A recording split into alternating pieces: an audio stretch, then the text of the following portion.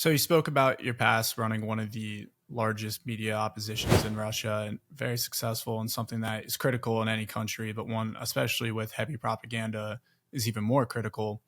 Can you speak to one, what inspired you to start that journey, many years ago, as well as what were some of the difficulties and challenges that you ran up against facing such a overwhelming force of propaganda?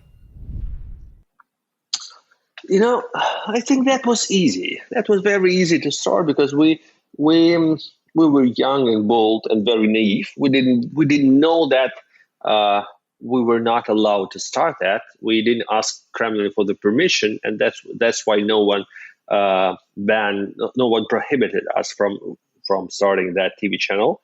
And very soon we realized that we are very needed. There was a huge demand um, for that type of news television. I would always argue with international journalists, with American journalists who told me that you are as oppositional TV channel, and I would say no, we are not oppositional. We are normal television. Others are propagandists, and we are normal. We are doing our job. We are covering all the important news. We give floor to representatives of the opposition as well as the government. We had all the ministers. We had that time president of Russia was Dmitry Medvedev, and we interviewed president. We were normal. At the same time, we were covering all the protest rallies. We were making our anti-corruption investigations. So we were doing a very good job, and it was very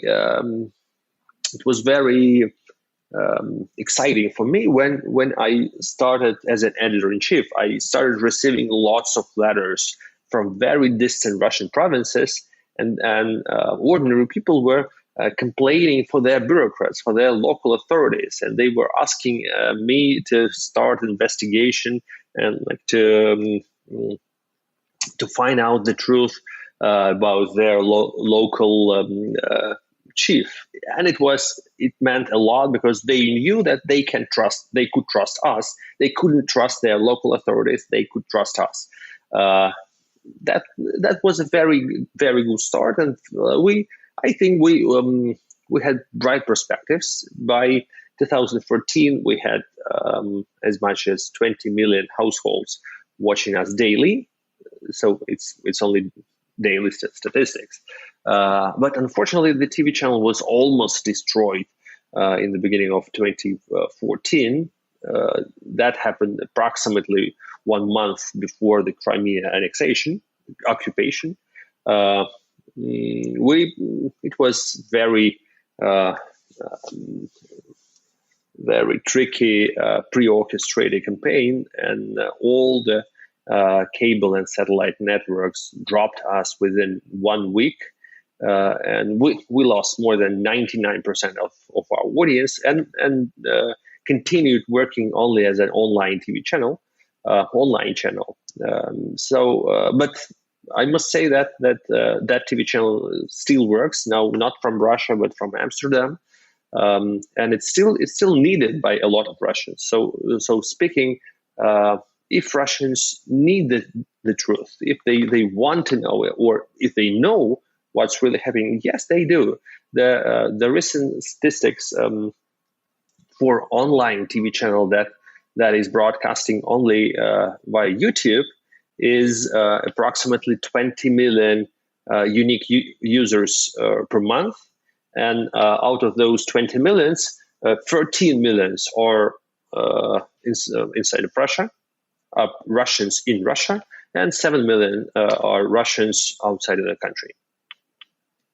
And did you guys ever feel threatened either from the government or even the people that maybe bought into the propaganda? We see that sometimes in the US, people get so infatuated with whatever it is that their mindset is set that they'll threaten journalists or whatever it might be. So did you guys ever have those type of threats either from the government or from some Russian people themselves? Yeah, obviously, Russian society is very polarized, and it is becoming more and more polarized these days during the war. We had a very a very negative experience back during the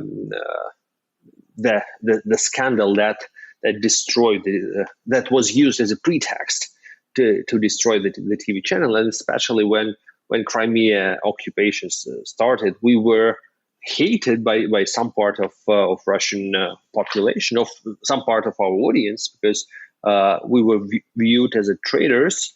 They also called us fascists, because that's a long time Russian tradition to call fascist anyone who is against you. And yes, after the war, I quit working for that TV channel several years ago. So I'm no longer editor-in-chief.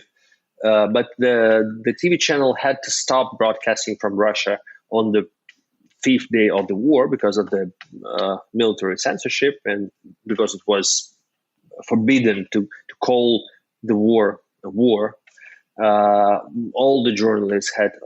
Almost all the journalists had to leave Russia and relocate to Latvia and then to the Netherlands. But yes, we definitely it's not safe in Russia. Not only because you might be prosecuted by by the authorities, but also because there are people who are really. Some of them are brainwashed. Some of them are true believers.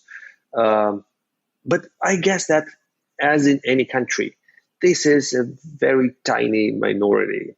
The most ardent and the most noisy activists are always very tiny minority.